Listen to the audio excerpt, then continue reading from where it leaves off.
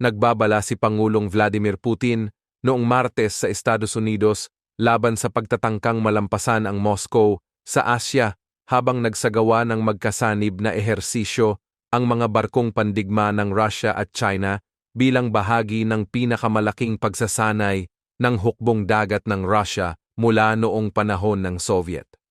Sinabi ni Putin na ang mas malawak na ehersisyong estratehiko ay isasagawa mula Mediterranean hanggang Pasipiko at susubukan ang kahandaan sa labanan ng mga unit, pati na ang paggamit ng mga armas na may mataas na katumpakan, kabilang ang mga bagong uri ng makabagong armas.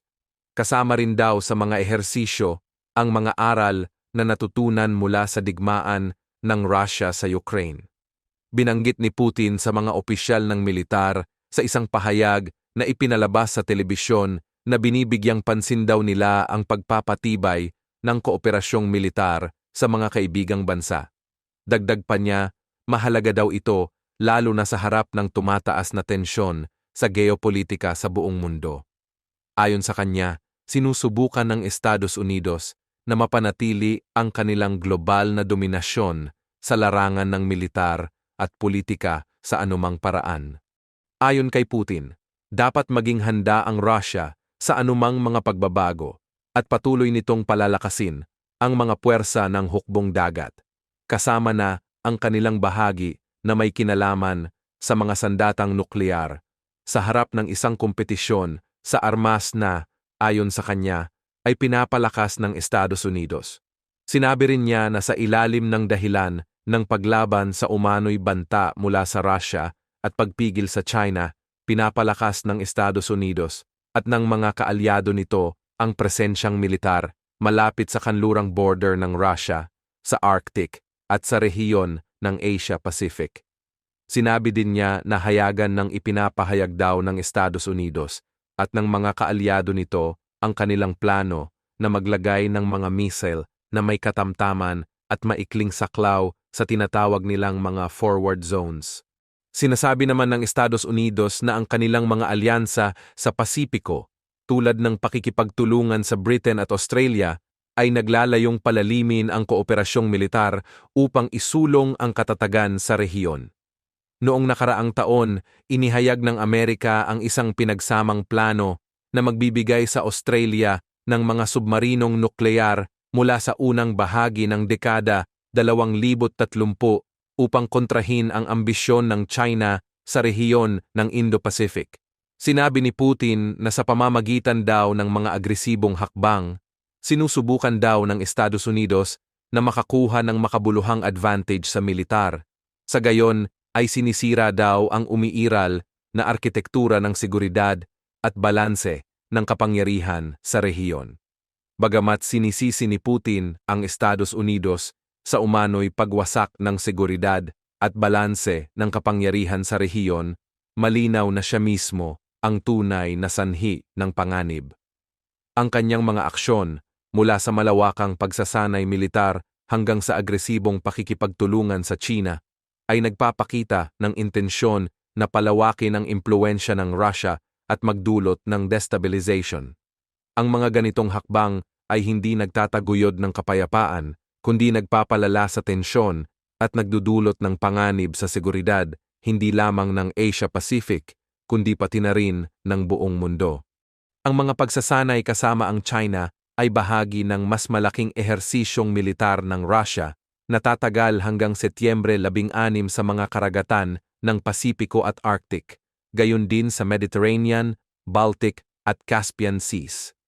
Ipinahayag na higit sa 70,000 tauhan ng militar ng Russia, higit sa 400 barko, 125 eroplano, at mahigit 7,500 unit ng sandata ang kasali sa mga pagsasanay na ito. Bagaman mabigat na nasasalang ang mga puwersang militar ng Russia sa lupa at dagat sa nakalipas na 2.5 taon dahil sa digmaan nito sa Ukraine, nagawa ng mga puwersang Ukrainian na makapagbigay ng mga makabuluhang pinsala sa Black Sea Fleet ng Moscow kahit na mas malaki ang kapangyarihang pandagat ng Russia. Sa kabila nito, patuloy na nagsasagawa ang Russia ng malawakang pagsasanay militar, kabilang ang sa libu-libong milya ang layo sa malayong silangan nito upang magpakita ng lakas at bumuo ng mga ugnayang pangdepensa, lalo na sa China. 5 barkong pandigma ng China ang pumasok sa dagat ng Japan na patungo sa direksyon ng Russia nitong katapusan ng linggo ayon sa Ministry ng Depensa ng Japan matapos ipahayag ng Beijing ang pagsasagawa ng magkasanib na ehersisyong militar kasama ang Moscow. Kinumpirma ng ministeryo na ang mga barkong ito ay naglayag patungong Hilagang Silangan sa pamamagitan ng Tsushima Strait patungo sa dagat ng Japan mula Sabado hanggang Linggo, ayon sa isang press release nitong Lunes. Ang Self-Defense Forces ng Japan ay nagsagawa ng pagbabantay at pagkuha ng impormasyon gamit ang isang barko at eroplano ng patrol, ayon sa ministeryo, kasabay ng paglalabas ng mga larawan ng mga barko. Hindi nito sinabi kung saan papunta ang mga barko ng China, ngunit ayon sa mga ulat ng lokal na media, tila papunta ito sa mga pagsasanay kasama ang Russia na inihayag ng Beijing nitong Lunes. Ang Tsushima Strait ay matatagpuan sa pagitan ng South Korea at Japan at hindi sakop ng mga territorial na tubig ng Japan.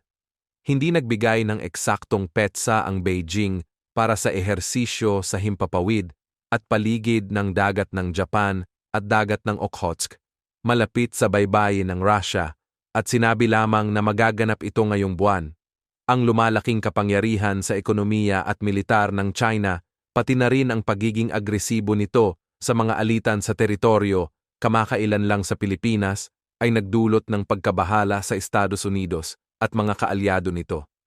Pinaigting din ng Russia at China ang kanilang ugnayang militar at ekonomiko nitong mga nakaraang taon, kasama ang kanilang pagbatikos sa kanlurang hehemonya, partikular na sa dominasyon daw ng US sa pandaigdigang usapin. Habang patuloy na binabatikos ng Russia at China ang Amerika, malinaw na sila ang tunay na pinagmumulan ng panganib sa kapayapaan at seguridad ng mundo. Ang kanilang pinaigting na ugnayang militar at ekonomiko ay hindi simpleng kooperasyon, kundi isang plano upang palakasin ang kanilang kapangyarihan at magsagawa ng mga agresibong hakbang, kabilang ang pagsakop sa mga karatig bansa. Nakita natin ito sa pagsalakay ng Russia sa Ukraine at sa patuloy na pananakop ng China sa mga pinag-aagawang teritoryo sa mga dagat. Sa ilalim ng kanilang retorika laban sa kanluran, sila mismo ang nagsasagawa ng imperialistang ambisyon na naglalagay sa maraming bansa sa panganib. Ang kanilang mga aksyon ay nagpapakita ng tunay na layunin, ang pagpapalawak ng kanilang impluwensya at kontrol sa pamamagitan ng pagsira sa pandaigdigang kaayusan. Noong Agosto 26, nagpadala ang Japan ng mga fighter jets matapos ang unang kumpirmadong pagpasok ng isang sasakyang militar ng China sa airspace nito. Noong nakaraang linggo, nagprotesta ang Japan matapos pumasok ang isang barkong pandigma ng China sa territorial na tubig nito. Mayroon ding alitan sa teritoryo ang Japan at Russia ukol sa Kuril Islands na kilala sa Japan bilang Northern Territories, at mas lumala ang kanilang relasyon mula nang magsimula ang digmaan sa Ukraine. Ang mga barko ng Japan at China ay nasangkot sa mga tensyonadong insidente sa iba pang mga lugar, partikular sa malayong Senkaku Islands sa East China Sea na inaangkin ng Beijing na tinatawag itong Diaoyus. Iniulat ng Tokyo ang presensya ng mga barkong pangpatrol ng China, isang barkong pandigma at maging isang nuclear-powered submarine sa lugar, at nagkaroon ng serye ng mga konfrontasyon sa pagitan ng mga barkong pangpatrol ng Japan at mga mangingisdang Chinese. Sinabi ng Japan na ang paglabag sa kanilang himpapawid ng isang eroplano ng espiya ng militar ng China ay lubos na hindi katanggap-tanggap, isang araw matapos magpadala ang Japan ng mga jet at ipatawag ang isang opisyal ng embassy ng China sa Tokyo bilang protesta. Sa isang press conference, sinabi ng Chief Cabinet Secretary ng Japan na ang paglabag sa himpapawid, ang una ng isang eroplano ng militar ng China, ay hindi lamang isang seryosong paglabag sa soberanya ng Japan, kundi pati na rin nagbabanta sa seguridad. Sinabi ng militar ng Japan na isang eroplano ng China ay nakita na umiikot sa itaas ng mga isla sa timog kanlurang baybayin ng pangunahing isla ng Kyushu ng Japan sa loob ng 2 minuto at nagpadala ng mga fighter jet upang bigyan ng babala ang eroplano ng China na umalis sa himpapawid. Sinabi ng Ministry of Foreign Affairs ng Japan na ipatawag nila ang pansamantalang ambassador ng China upang maghain ng matinding protesta sa paglabag sa himpapawid at humiling sa China na gumawa ng mga hakbang upang maiwasan ang mga ganitong insidente. Sinabi ng Japan na patuloy nilang binabantayan ang aktibidad ng militar ng China malapit sa Japan at ganap na handa para sa anumang paglabag sa himpapawid. Ayon sa militar ng Japan, mahigit 600 beses silang nagpadala ng mga jet mula Abril 2023 hanggang Marso 2024 at halos 70% ng mga ito ay laban sa mga eroplano ng militar ng China, bagamat hindi kasama rito ang mga paglabag sa himpapawid. Lalong nababahala ang mga opisyal ng depensa ng Japan sa kooperasyon ng militar sa pagitan ng mga puwersa ng himpapawid ng China at Russia, pati na rin ang patuloy na agresibong aktibidad ng China sa paligid ng mga tubig at himpapawid ng Japan. Ang dalawang bansa ay sangkot sa matagal ng alitan tungkol sa Senkaku Islands na kilala sa China bilang Diaoyu Islands. Ang mga isla ay matatagpuan mga 170 milya ng timog kanluran ng Okinawa at nasa ilalim ng kontrol ng Japan mula pa noong 1975. Ang China ay sangkot din sa mga alitan sa soberanya sa iba pang mga dagat kung saan mas lalong nagiging agresibo sa pagpapatupad ng kanilang malawak na pag-aangkin. Ang United Kingdom, France at Germany ay magpapataw ng karagdagang mga parusa laban sa Iran matapos makumpirma na nakatanggap ang Moscow ng mga ballistic missiles mula sa Tehran ayon sa isang pinagsamang pahayag ng 3 bansa. Kinumpirma ng Washington ang mga naunang ulat ng media na nakatanggap na ang Russia ng mga padala ng mga ballistic missile mula sa Iran. Ang kumpirmasyon ng mga nasabing padala ay itinuturing na isang karagdagang pagtaas ng suporta militar ng Iran sa agresibong digmaan ng Russia laban sa Ukraine ayon sa United Kingdom, France at Germany.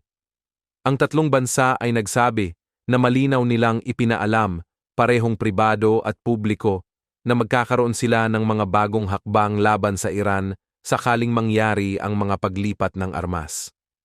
Ayon pa sa pahayag ng United Kingdom, France at Germany, ang hakbang na ito ay isang malinaw na eskalasyon mula sa panig ng Iran at Russia at isang direktang banta sa seguridad ng Europa. Sa isang joint press conference kasama ang kanyang British counterpart na si David Lammy, nagkomento rin si US Secretary of State Antony Blinken ukol sa balita tungkol sa pagdating ng mga ballistic missile sa Russia. Sinabi ni Blinken na ang pagdating ng mga missile na ito ay nagbibigay sa Russia ng dagdag na kakayahan at kaluwagan upang ituloy ang digmaan. Ayon pa kay Blinken, ang mga ballistic missile mula sa Iran ay may mas maikling saklaw na humigit kumulang 75 milya, kaya magagamit ng Russia ang sarili nitong mga ballistic missile para sa mas malalayong target. Binanggit din ni Blinken na sinumang nagbibigay ng tulong sa Russia tulad ng direktang tulong mula sa Iran o North Korea o mga sumusuporta sa kanilang industrial na depensa tulad ng China ay nagpapalawig sa digmaan. Samantala, noong Setyembre 9, itinanggi ng Iran ang mga ulat na sila ay nagpadala ng mga ballistic missile sa Russia at inilarawan ang mga ulat bilang psychological warfare.